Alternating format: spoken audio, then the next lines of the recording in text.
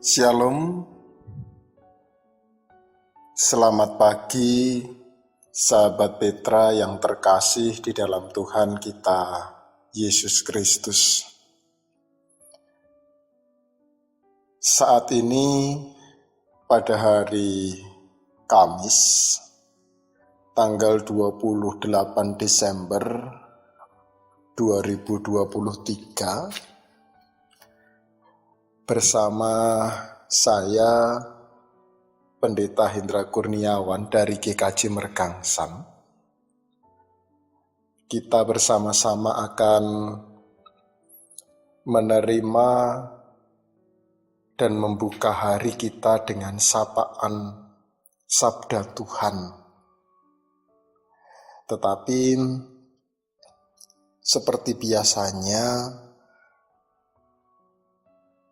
kita diingatkan kembali, sudahkah kita mengasihi orang lain hari ini?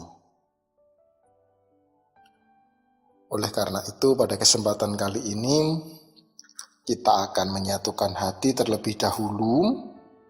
Kita masuk di dalam doa. Ya Allah Bapa Surgawi, syukur kami naikkan kepadamu, bila mana pada saat ini kami Tuhan berikan kesempatan untuk ikut ambil bagian dalam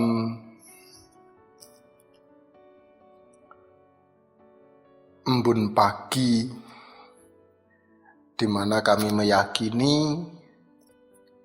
Tuhan yang menyertai dan memampukan kami, sehingga kami boleh bangun dengan tubuh yang sehat. Dan untuk mengawali hari ini, kami bersama-sama hendak menerima firman-Mu. Kiranya Tuhan memampukan kami untuk dapat menerima firman itu. Hanya di dalam Kristus Yesus kami berdoa. Amin. Ibu bapak dan saudara serta sahabat Petra yang terkasih di dalam Tuhan kita Yesus Kristus. Firman Tuhan pada kesempatan kali ini diambil dari Injil Matius pasal 2 ayat 14. Saya akan membacakan firman Tuhan untuk kita semuanya. Maka Yusuf pun bangunlah, diambilnya anak itu serta ibunya, malam itu juga, lalu menyingkir ke Mesir. Judul dalam sapaan pagi hari ini adalah Yesus pernah mengungsi. Tentu ketika kita bersama-sama mendengar kata mengungsi adalah sebuah kondisi di mana seseorang itu sedang merasa dalam keadaan tidak baik. Misalkan dalam contoh kasus ketika seseorang atau sekelompok orang sedang dilanda bencana alam, baik itu banjir, tanah longsor, ataupun bencana alam yang lainnya. Hal itu membuat seseorang ketika berada di tempat terjadinya bencana alam, pasti ada dalam situasi bahaya. Sehingga ia kemudian membutuhkan sebuah tempat yang lebih aman agar dia tetap dapat bertahan hidup. Dan proses perpindahan yang sementara untuk tetap melanjutkan hidup karena kondisi bencana alam itu, orang menyebutnya dengan kata mengungsi. Nantinya ketika kondisi alam sudah mulai membaik, ia akan kembali lagi ke tempat di mana ia tinggal. Nah, kalau kita bersama-sama melihat dalam kehidupan orang yang mengungsi, pasti tidak enak, tidak nyaman. Perasaannya pun juga bercampur aduk. Di satu sisi dia harus memikirkan tempat tinggalnya, di satu sisi mungkin di tempat pengungsian itu tidak layak, sehingga ia tidak bisa tidur, kurang makan, ataupun yang lainnya. Sehingga orang-orang yang mengungsi itu memang kondisi psikisnya sedang mengalami tekanan. Dan tak jarang karena tekanan itu membuat seseorang menjadi stres gitu. Nah, ibu bapak dan saudara-saudara yang terkasih, kalau berbicara mengenai mengungsi, kita kemudian kembali teringat tentang gempa bumi yang pernah terjadi di Bantul. Banyak rumah-rumah warga yang roboh sehingga kemudian mereka harus mengungsi. Kemudian kita juga mengingat peristiwa Gunung Merapi yang meletus. Banyak orang yang mengungsi agar tidak terkena abu panas. Bahkan yang saat ini kita dapat melihat dan menjumpai banyak orang yang mengungsi di daerah Rohingya, kemudian daerah Palestina, dan tujuannya ya kembali lagi agar mereka dapat merasa aman dan melanjutkan kehidupannya. Rupanya kalau kita kembali melihat di dalam firman Tuhan saat ini, Yusuf, Maria, dan Yesus pun juga pernah melakukan tindakan mengungsi. Jadi, kalau kita membaca dari Matius pasal 2 ayat 13, kita di situ akan disuguhkan dengan ungkapan Yesus menyingkir ke Mesir. Dan tentunya kenapa kemudian Maria, Yusuf, dan Yesus itu pergi ke Mesir bukan tanpa alasan. Alasannya adalah karena pada saat itu ketika Maria, Yusuf, dan Yesus di Bethlehem, kemudian Herodes mendengar kabar bahwa ada seorang anak yang lahir yang nantinya akan menjadi seorang raja, sehingga kemudian kedudukan Herodes yang pada saat itu telah menjadi raja merasa terancam. Mungkin Herodes berpikir bahwa dia akan kalah saing gitu. Dan akhirnya muncul rencana buruk dalam diri Herodes, di mana ia kemudian menyuruh oleh prajurit-prajuritnya agar anak-anak di bawah usia 2 tahun itu dibunuh. Nah, dalam kondisi yang seperti itu kemudian malaikat Tuhan menampakkan diri kepada Yusuf, kemudian meminta agar Yusuf mengambil istrinya Maria dan Yesus anaknya untuk pergi ke Mesir, dengan harapan agar Yusuf, Maria, dan Yesus dapat memperoleh rasa aman, selain itu dapat melanjutkan kehidupannya. Tetapi jika kemudian kita membaca perikop ini lebih lanjut lagi, bukan hanya sebatas mencari rasa aman, melainkan juga ada sebuah janji yang harus digenapi di Mesir. Nah, di ayat 15, di situ kemudian penggenapan janji Tuhan dinyatakan, dari Mesir kupanggil anakku. Dan sebenarnya itu merupakan sebuah penggenapan janji juga. Jadi, kalau kita dapat melihat kondisi Maria dan Yusuf pada saat itu pun juga merasa tertekan secara psikis.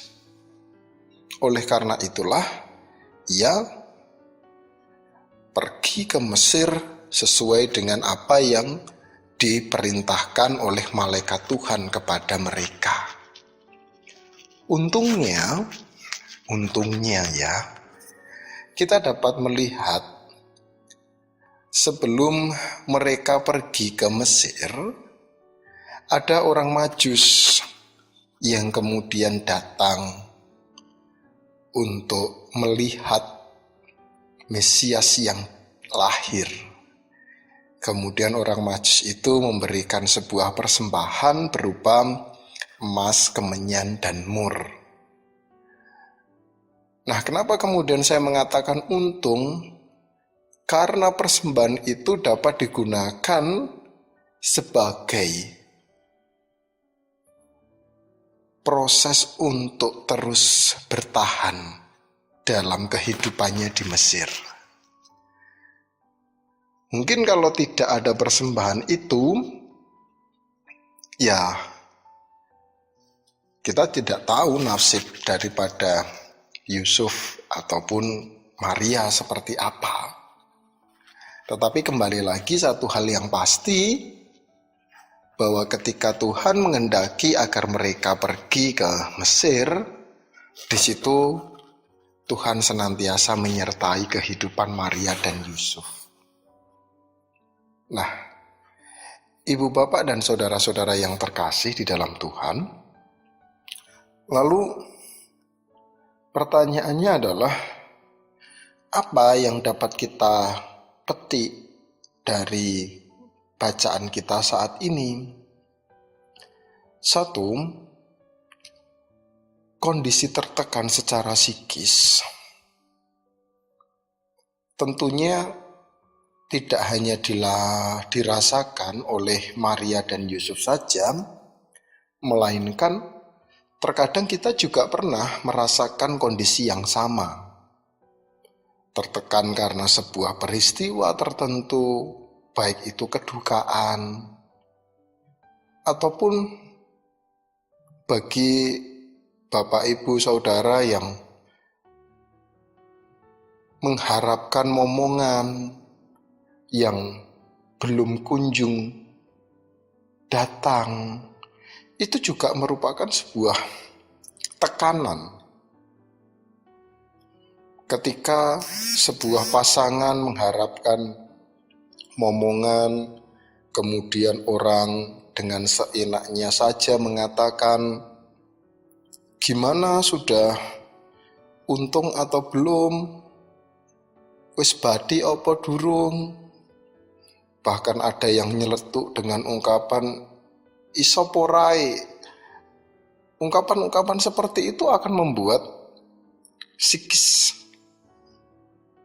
pasangan itu tertekan, artinya banyak hal yang terkadang membuat kita mengalami stres. Belum lagi masalah anak, belum lagi masalah ekonomi, masalah sosial, dan yang lainnya.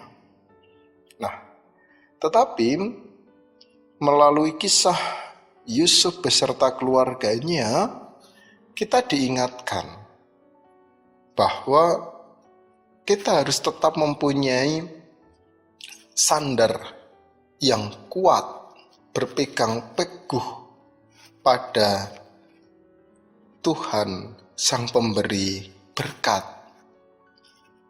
Yusuf ketika merasa tertekan, ia taat dan setia kepada Tuhan. Makanya kemudian Tuhan menyertai. Ketika Tuhan meminta Yusuf pergi ke Mesir, ia langsung pergi ke Mesir. Nah, dalam kondisi itu kita juga perlu belajar agar kita juga sama seperti Yusuf, tetap taat, tetap setia, mau untuk mendengarkan suara Tuhan. Karena hanya dengan itu, kita akan dimampukan untuk melewati setiap tekanan-tekanan psikis kita. Jadi, yang pertama yang bisa kita pelajari adalah kita harus tetap taat dan setia. Yang kedua, ketaatan dan kesetiaan itu pasti akan membuahkan sebuah kekuatan. Dan kekuatan itu akan memampukan kita dalam menjalani setiap tekanan batin ataupun tekanan psikis yang menerpa kehidupan kita. Itu yang kedua. Lalu yang ketiga, terkadang kita perlu ngungsi sejenak agar kita tidak semakin stres, agar kita tidak semakin tertekan. Mencari rasa aman. Terkadang kita perlu untuk mengungsi. Entah itu mengungsi dapat kita pahami dengan cara healing, melepaskan segala penat, ataupun cara apapun. Yang penting kita cobalah untuk mengungsi sejenak agar kita tidak semakin tertekan. Dengan seperti itu, maka kita akan kembali siap untuk dapat menghadapi kehidupan ini. Nah, Ibu Bapak, sahabat Petra yang terkasih di dalam Tuhan, jika saat ini kita merasa banyak tekanan yang membuat psikis kita merasa tidak stabil, yang membuat kita menjadi stres, maka perlu kita untuk belajar dari Yusuf.